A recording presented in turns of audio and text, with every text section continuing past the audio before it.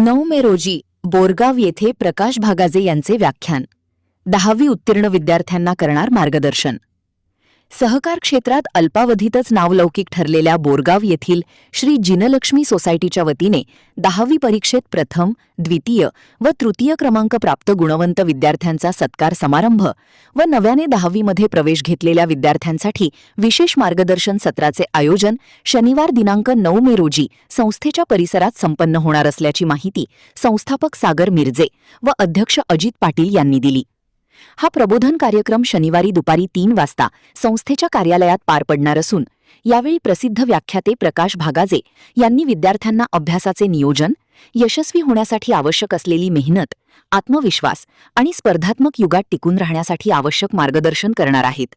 त्यामुळे विद्यार्थ्यांना या कार्यक्रमाचा मोठा लाभ होणार आहे. श्री जिनलक्ष्मी सोसायटीकडून सहकार क्षेत्राबरोबर सामाजिक, शैक्षणिक कार्यक्रम राबविण्यात येत असून आज ही संस्था परिसरात आपली वेगळी ओळख निर्माण केली आहे. अनेक गरजू व आर्थिकदृष्ट्या दुर्बल कुटुंबांना मदत करण्याबरोबरच विद्यार्थ्यांच्या शैक्षणिक प्रगतीसाठीही संस्था सातत्याने प्रयत्नशील आहे.